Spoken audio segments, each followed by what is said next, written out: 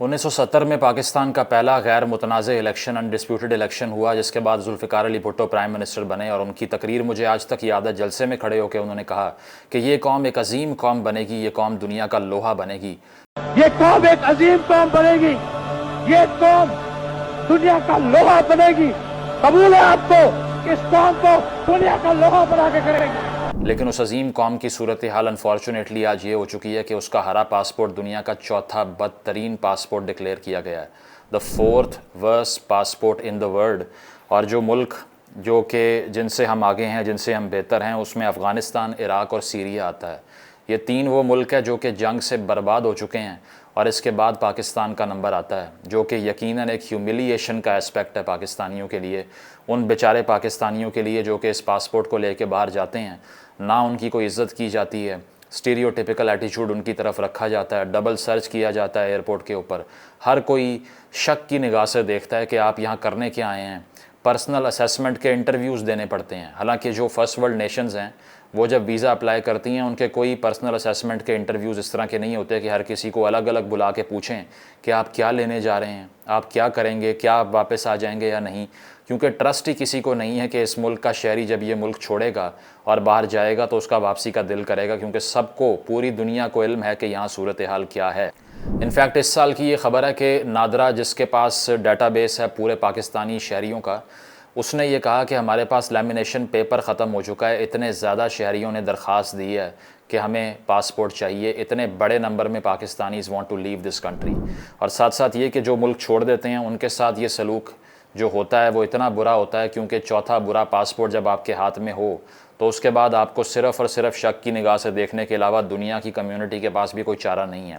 تو سب سے پہلے تو آپ کو یہ بتائیں گے کہ کس رینکنگ کے مطابق یہ ہوا۔ یہ ہینلی اینڈ پارٹنرز 2024 کی رینکنگ ہے، جو کہ یو کے کی ایک کمپنی ہے۔ یہ ڈیٹا اوریجنیٹ اس کا جو کرتا ہے وہ انٹرنیشنل ایئر ٹرانسپورٹ ایسوسی ایشن کا ڈیٹا ہے، جو کہ یہ ڈٹرمن کرتی ہے کہ کس ملک کے حالات کے مطابق، وہاں کے شہریوں کے ٹرینڈ کے مطابق، اور کس طرح سے وہاں کے شہری ٹریول کرتے ہیں، کن پرپسز کے لیے کرتے ہیں، اور دنیا کے ممالک کے ساتھ ان کے تعلقات کیسے ہیں، ڈومیسٹک پالیٹکس کی صورتحال کیا ہے۔ یہ سارے جو فیکٹرز جن کو وہ کنسیڈر کرتے ہیں رینکنگ دینے سے پہلے، یہ ان میں شامل ہے۔ تو کیا وجہ ہے کہ پاکستان کا پاسپورٹ دنیا کا بدترین پاسپورٹ کی لسٹ میں ٹاپ 5 میں آتا ہے، حالانکہ بہت سے اور ممالک ہیں جو پاکستان سے زیادہ غریب ہیں۔ اگر پاورٹی انڈیکس کی بات کی جائے، پاورٹی رینکنگز کی بات کی جائے، تو اس میں پاکستان 54 یا 55 پر آتا ہے، لیکن بہت سے ایسے ملک جو کہ شدید غریب ہیں، اس کے باوجود ان کا پاسپورٹ ہم سے بہتر اس لیے ہے کہ سب سے پہلا مسئلہ جو ہے وہ اوور سٹیئنگ کا ہے۔ پاکستانی شہری جب باہر جاتے ہیں تو وہ وہاں پر کوئی ٹورسٹ ویزا اپلائی کر کے واپس آنے کا نام نہیں لیتے۔ سب کو معلوم ہوتا ہے کہ اگر کسی کو ٹورسٹ ویزا بھی دیا تو موسٹ پرابیبلی چانس یہی ہے کہ یہ بندہ ملک میں واپس نہیں جائے گا۔ اس کے لیے بڑی بڑی مثالیں بھی ہیں جو ہمیں ہیوملیٹ کر چکی ہیں، جس طرح کہ ہم دیکھتے ہیں کہ بہت سے فلائٹ اٹینڈنٹ یا ایئر اسٹوورڈ جو ہوتے ہیں، جو ایئر لائنس کا سٹاف ہوتا ہے، وہ وہاں پر اکثر اتر کے غائب ہو جاتا ہے، واپس نہیں آتا۔ بہت مرتبہ یہ خبریں ہم نے سنی۔ یہ خبر بھی ہم دیکھ چکے ہیں کہ 2 پاکستانی باکسر ابھی کامن ویلتھ گیمز میں 3 سال یا 2 سال پہلے کی بات ہے، گئے، غائب ہو گئے، یورپ میں جا کے واپس نہیں آئے۔ اس کے ساتھ ساتھ 1994 کی ایک مثال ہے کہ پاکستان نے سوئمنگ ٹیم بھیجی، 14 ممبر تھے اس کے، جاپان، اور 14 کے 14 غائب ہو گئے اور آج تک نہیں ملے کہ کہاں گئے۔ اتنی ڈیسپریشن ہے کہ اگر کوئی پاکستانی شہری کسی انٹرنیشنل زمین کے اوپر اترتا ہے تو پھر وہاں پر وہ پوری کوشش کرتا ہے کہ اب واپس نہ جانا مجھے پڑے۔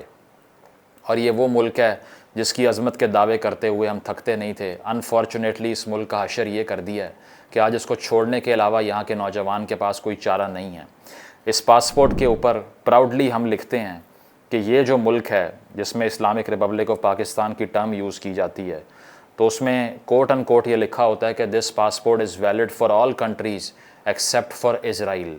اسرائیل کے علاوہ یہ پاسپورٹ دنیا میں ہر جگہ ویلڈ ہے، لیکن باقی دنیا بھی آپ کے پاسپورٹ کو کتنا ویلڈ سمجھتی ہے یہ رینکنگ بتا رہی ہے۔ اور اسرائیل کے پاسپورٹ کی اگر ہم بات کر لیں تو وہ دنیا کا 15واں سب سے بہترین پاسپورٹ ہے۔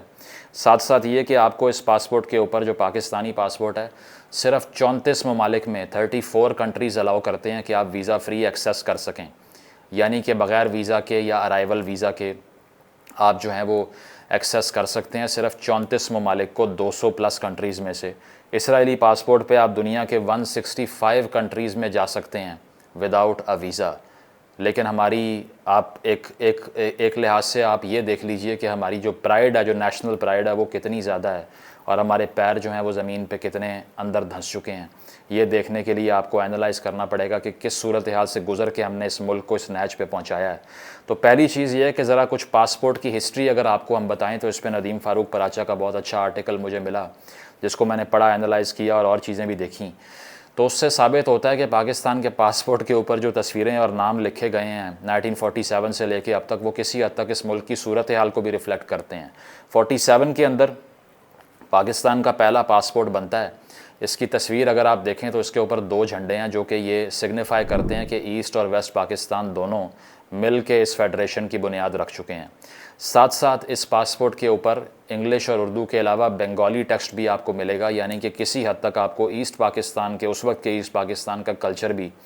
اس پاسپورٹ کے اوپر دکھائی دیتا تھا۔ آگے بڑھتے ہوئے اگر ہم بات کریں تو پاکستان نے 1 یونٹ اسکیم تیار کر لی اور کہا کہ اس کے بعد اگر ہم نے ایسٹ پاکستان کا جو سارا وسائل ہے اس کو لوٹنا ہے، اگر ان کی پولیٹیکل لیجیٹیمیسی کو تباہ کرنا ہے، اگر ان کو ان کا ڈیو شیئر نہیں دینا تو پھر ہمیں 1 یونٹ بنانا پڑے گا۔ 1 یونٹ کا مطلب یہ ہے کہ سارا ویسٹ پاکستان کو ایک صوبے کا درجہ دے کے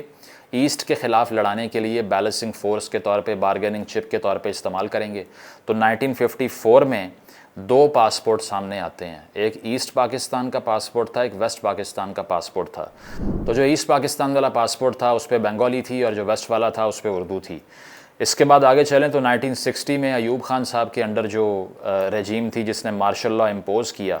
اس کے بعد جب پاسپورٹ بنا تو اس کے اوپر فلیگ نہیں تھے، اور جو کلر تھا پاسپورٹ کا وہ پہلے ڈارک گرین تھا، ایوب خان صاحب نے لائٹ گرین کر دیا، سگنیفائی یہ کیا کہ اب پاکستان کی ریاست سے ہم نے آئیڈیالوجی کو تھوڑا سا کم کر دیا، کیونکہ وہ ایک سیکولر آدمی تھے، بہت سے لوگ کہتے ہیں، اسی لیے پاسپورٹ کا گرین کلر انہوں نے تھوڑا سا لائٹ کر دیا، یہ دکھانے کے لیے کہ میں تھوڑا ماڈریٹ ہوں، میں اتنا بھی زیادہ فنڈامنٹلسٹ نہیں ہوں، ٹھیک ہے۔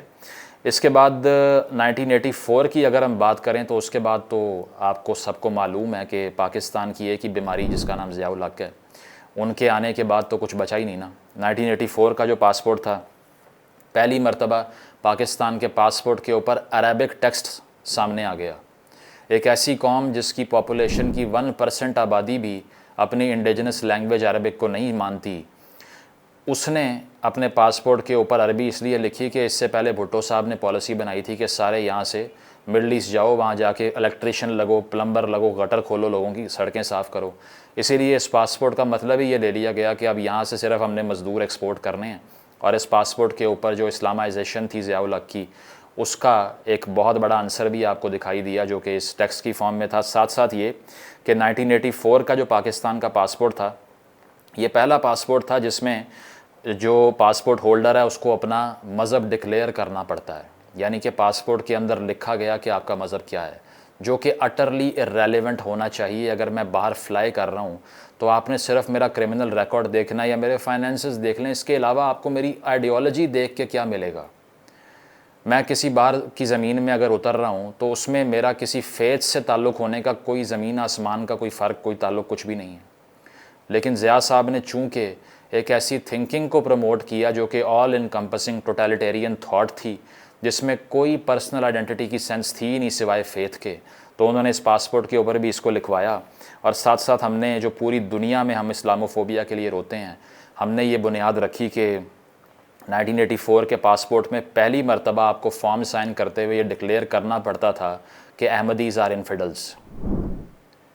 کہ ایک فرقہ جو ہے وہ اس کا تعلق کفار سے ہے، وہ سائن کر کے آپ کو پاسپورٹ ملے گا، اور آج تک یہی کنٹینیوڈ پالیسی ہے۔ کیا تعلق ہے اس بات کا کہ میں نے اگر ملک کو چھوڑ کے باہر جانا ہے تو اس کے لیے میں پہلے ایک سیکٹ کے خلاف یا ایک کمیونٹی کے خلاف، وہ مسلم ہے غیر مسلم ہے، میرا اس سے کیا لینا دینا ہے؟ کہ میں پاسپورٹ کے لیے اپلائی کرنے آیا ہوں یا پھر میں ادھر اپنا فیتھ کا ٹیسٹ دینے کے لیے آیا ہوں یا حساب دینے کے لیے آیا ہوں اپنی زندگی کا؟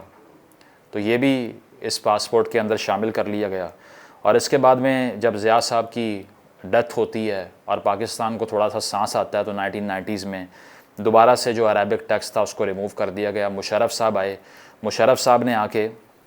کوشش یہ کی کہ اسلامک ریپبلک آف پاکستان کو ہٹا کے ریپبلک آف پاکستان میں لکھوا لوں، لیکن جیسا ہی یہ کرنے کی کوشش کی گئی تو مذہبی جماعتوں کی طرف سے ایک سنگین قسم کا احتجاج ہوا اور مشرف صاحب بھی خاموش ہو کے بیٹھ گئے، اور ان کو بھی یہ آئیڈیا ہو گیا کہ پوری دنیا میں اگر آپ نے جانا ہے تو اپنے ماتھے کے اوپر یہ لکھ کے جانا ہے کہ ہماری بائسز کیا ہیں یا پھر ہماری پرسنل آئیڈینٹی سوائے ہمارے فیتھ کے کچھ بھی نہیں ہے. نہ پشتون ہیں، نہ پنجابی ہیں، نہ بلوچ ہیں، نہ سرائکی ہیں، نہ گلگتی ہیں، نہ کشمیری ہیں، کچھ بھی نہیں ہے. ہم صرف یہ ہیں جو ہمارے پاسپورٹ کے اوپر لکھا ہوا ہے. تو یہ آپ کو ایوولوشن یہ بتاتی ہے. اس کو بتانے کا مقصد یہ تھا کہ کبھی اس پاسپورٹ پہ اسلامک ریپبلک لکھا گیا، کبھی صرف ریپبلک لکھا گیا، کبھی عربی آ گئی، کبھی اردو آ گئی، کبھی بنگالی آ گئی، کبھی ریپبلک خالی آ گیا، اسلامک ہٹا دیا گیا، کبھی اس کو واپس لے آئے. یہ آئیڈیولوجیکل جو مذاق ہے نا، اسی لیے اس ملک کی بربادی ہوئی ہے، جس کی وجہ سے دنیا بھر میں پریجوڈس ہے ایک آپ کے خلاف. کیونکہ لوگوں کو پتہ ہے کہ آپ نے جس قسم کا معاشرہ تشکیل دیا ہے وہاں نہ سینس آف سیکیورٹی ہے، نہ وہاں سینس آف موبلٹی ہے. کوئی باہر سے آ کے ادھر فریلی موو نہیں کر سکتا. اور ٹورزم کے تمام آرگیومنٹس جو کیے جاتے ہیں سب کے سب فیلڈ اور فلاپ ہیں. اگر آپ یہ سمجھتے ہیں کہ اس ملک کے اندر سینس آف سیکیورٹی دیے بغیر آپ کا نارتھ بہت خوبصورت ہے، اس کی ریل بنا کے آپ گورے کو یہاں لے آئیں گے، وہ کبھی بھی نہیں ہو سکتا. کیونکہ آپ کا جو ٹیررزم کا انڈیکس کے اندر جو آپ کی ہسٹوریکلی انوالومنٹ رہی ہے، اس کے بعد سے کوئی آنے کو تیار نہیں ہے. یہاں پہ آپ دیکھ لیجئے کہ FDI کتنی یہاں پہ آتی ہے، یا انٹرنیشنل ٹورزم یہاں پہ کتنا ہو رہا ہے. ہم جو بات کرتے ہیں پروگریسو پاکستان کی، ایک سیکولر پاکستان کی، ایک امن پسند پاکستان کی، اسی ملک کے اندر سے ہمیں گالیاں اور مشکلات کا سامنا فیس کرنا پڑتا ہے. اور یہاں پہ عزت اور سلوٹ صرف اس کو مارے جاتے ہیں جو صرف یوتھ کو ریڈیکلائز کرنے کا ایجنڈا لے کے بیٹھا ہوا ہے اور دن رات وہ برین واشنگ کرنے کی بات کرتا ہے، ٹوٹالیٹیرینزم کی بات کرتا ہے، فریڈم آف ایکسپریشن کو دبانے کی بات کرتا ہے. وہ آرام سے دندناتے پھر رہے ہیں اور ہم جیسے لوگوں کو پبلک ہیٹریڈ بھی مول لینا پڑتا ہے. اور جن کے لیے یہ بات کر رہے ہیں سب سے پہلی گالی وہیں سے پڑتی ہے. تو اس ملک کا جو تعلق پاکستان کا ایڈیولوجیکل وارز لڑنے سے رہا کہ افغانستان کے اندر پراکسیز پہلے ہسٹوریکلی ہم نے بنائیں، پھر اس کے علاوہ ہم نے اپنے انڈین بارڈر کے اوپر جو پراکسیز بنائیں، اس کے ساتھ ساتھ ہم نے سوویٹ یونین سے آغاز میں تعلقات کو خراب کر لیا. پہلے پاسپورٹ کا یہ حال نہیں تھا. آپ کی اطلاع کے لیے 1984 میں پہلی مرتبہ یہ ہوا کہ یورپین کنٹریز نے انکلوڈنگ UK آن ارائیول ویزا پاکستان کا کینسل کیا، جو کہ اس سے پہلے ویلڈ تھا. 80s سے پہلے کوئی پاکستانی بھی اپنا ویزا جو ہے وہ یورپین یونین کا وہاں سے کوئی ویزا لیے بغیر بھی وہاں پر لینڈ کر سکتا تھا، اس کو پرمیشن تھی. لیکن تب تک آپ نے پوری دنیا پہ اناؤنس کر دیا کہ ہم اس ملک کو فارم ہی ہم نے اس لیے کیا کہ ہم نے جنگیں لڑنی ہیں. تو اس کے بعد سے انہوں نے کہا کہ ٹھیک ہے پھر اسکروٹنی میں اضافہ کرتے ہیں، کیونکہ سینس آف انسیکیورٹی دنیا بھر میں پھیل گئی جو ہم نے کنٹریبیوٹ کی. اور اس کے بعد میں صورتحال یہ ہے کہ آج تک سب سے بڑی سکسیس کسی پاکستانی اسٹوڈنٹ کی یہ ہوتی ہے کہ وہ آ کے ڈانس کرتا ہے اور مٹھائیاں بانٹتا ہے، لوگ اسے مبارکبادیں پیش کرتے ہیں اگر اسے کسی یورپین کنٹری کا ویزا مل جائے. ایک اور بہت بڑا فیکٹر جو ہے وہ ایلیگل امیگریشن ہے. پاکستان میں ڈنکی لگانے کا کاروبار زور و شور سے جاری ہے. بڑے بڑے دعوے کیے جاتے ہیں کہ آئندہ سے ایسا نہیں ہوگا، لیکن آج تک یہ ایجنٹس جو ہیں لاکھوں کما رہے ہیں، لوگوں کی زندگیاں خطروں میں ڈال رہے ہیں، کنٹینروں میں بند کر کے کشتیوں پہ بٹھا کے یورپ پہنچا رہے ہیں لوگوں کو. اور ڈیتھ ریٹ اتنا زیادہ ہے کہ جو نکلتے ہیں اس میں سے 50-60% پہنچتے ہیں، باقی راستے میں مر جاتے ہیں. یہ اشر کیا ہوا ہے اس قوم کا کہ یہاں پہ رہنے کا جو عذاب ہے اس سے بچنے کے لیے لوگ زندگی بھی دینے کو تیار ہو گئے ہیں اپنی. انلیگل امیگریشن اور اوور سٹینگ کی وجہ سے بیرونی ممالک آپ کو ویزا دینے کو تیار نہیں ہیں. اور یہ سارے فیکٹرز کنٹریبیوٹ کرتے ہیں ورس پاسپورٹ کی رینکنگ میں، جس میں آپ کا چوتھا نمبر اسی لیے ہے کہ آپ نے ایک تو تعلقات ڈیولپ ہی نہیں کیے ڈیولپنگ ورلڈ سے، نہ آپ آدھے ممالک سے ٹریڈ کرتے ہیں، کیونکہ آپ کی فارن پالیسی اتنی آئیڈیولوجیکل ہے کہ آپ نے پہلے ہی فیصلہ کیا ہے کہ یہ ملک جو ہے نا، یہ ہمارے انٹرنیشنل جو ایک بیانیہ ہے ہمارا اس کے خلاف ہے، اسی لیے اس سے ہم نے بات نہیں کرنی، بھارت سے ہم نے ٹریڈ نہیں کرنی، ان سے ہم نے بات نہیں کرنی. تو ہماری یہ جو ڈاگمیٹک مینٹیلٹی ہے نا، اسی نے پاکستانی شہری کی زندگی حرام کر کے رکھی ہوئی ہے. چلے نارتھ کوریا کی تو سمجھ آتی ہے کہ وہ تو آپ کو چھوڑنے دیتے ہی نہیں ہے نا ملک، لیکن یہاں پر حالات ایسے پیدا کر دیے جاتے ہیں کہ ملک چھوڑنے کا دل بھی کر رہا ہو تو آپشن بچتی ہی نہیں ہے. کہاں جائیں گے؟ ویزا فری جو without visa arrival countries Pakistan کے پاسپورٹ پہ ویلڈ ہیں، اس میں سے 95% جو ہیں وہ سارے افریقن ملک ہیں جس میں آپ جا سکتے ہیں. وہاں جا کے کیا فصلیں کاٹنی ہیں آپ نے یا گھاس کھانی ہے وہاں پہ، یا زو میں کوئی پنجرہ آپ کے لیے رکھا ہوا ہے جس میں بند ہونا ہے جا کے آپ نے؟ کچھ بھی نہیں. نہ وہاں پہ اکانومی اچھی ہے نہ کچھ ہے، تو وہاں جا کے کریں گے کیا؟ اب جو 34 ممالک پاکستان کو الاؤ کرتے ہیں وداؤٹ ویزا ارائیول کی، اس میں کینیا ہے، نیپال ہے، ماشاءاللہ سری لنکا ہے، روانڈا ہے، کمبوڈیا ہے، ہیٹی ہے، ٹھیک ہے، یہ سارے وہ ممالک ہیں جہاں جا کے آپ اربوں روپے کما سکتے ہیں، اور ترقی یافتہ ممالک یہاں پہ جانے کے قابل ہیں ہم صرف، اس کے علاوہ کہیں نہیں جا سکتے۔ ایون بنگلہ دیش، وہ میجورٹی جس نے ہاتھ جوڑ کے ہم سے آزادی حاصل کی 1971 میں، اور آج اس کی اکانومی پاکستان سے بہت زیادہ بہتر ہے، اس کا پاسپورٹ بھی پاکستان سے 5 درجے آج بہتر ہے، 5 اسپاٹس۔ سری لنکا جو کہ ریسنٹلی بینکرپٹ ہو گیا تھا، وہاں سول وار شروع ہو گئی تھی، اس کا پاسپورٹ پاکستان سے 6 درجے بہتر ہے۔ تو اگر آپ نے یہ کہنا ہے کہ وہ تو فرسٹ ورلڈ تھی، وہ پہلے سے ڈیولپڈ تھی، تو یہ والی جو ورلڈ ہے جو آپ کے بعد کسی حد تک ڈیولپ ہوئی ہے، آپ تو اس کو بھی کیچ اپ نہیں کر سکے، پکڑ نہیں سکے اس کی ترقی کو۔ تو اسی لیے پاکستان کے اندر صرف ایک سلوشن ہے کہ سب سے بڑا ناسور جو دہشت گردی کا ہے، اس کو ختم کرنے کے لیے آپ کو ایک پروگریسو یوتھ چاہیے، جس کو آپ آ کر یہ بتائیں کہ کنویں کے مینڈک نہ بنیں، دنیا میں جو کچھ ہو رہا ہے اس کے ساتھ چلنے کی کوشش کریں، سائنسی ترقی کی رفتار پکڑیں۔ لیکن یہاں پر تو پاکستان کا واحد سائنسدان جس کا نام عبدالسلام ہے، اس کے نام پہ ابھی ایک سائنس کی کانفرنس اور سائنس کا فیسٹیول ہونا تھا قائد اعظم یونیورسٹی میں، اس کو بھی کینسل کروا دیا، کیونکہ انہوں نے کہا کہ آپ نے یہ دیکھا ہے کہ اس کی پرسنل آئیڈیالوجی کیا تھی اور وہ پاکستان سے کتنی نفرت کرتا تھا۔ بھائی اس کی ذات پہ کیا اثر ہے، وہ تو کب کا مر گیا۔ یہ وہ نازیز جس طرح فارم سائن کروایا کرتے تھے نا آپ سے کہ اگر آپ کی الیجنس ہٹلر کے ساتھ ہے تو پھر آپ یہاں سائنس پریکٹس کریں، ادروائز دفع ہو جائیں، یہ وہ صورتحال ہے یہاں پہ۔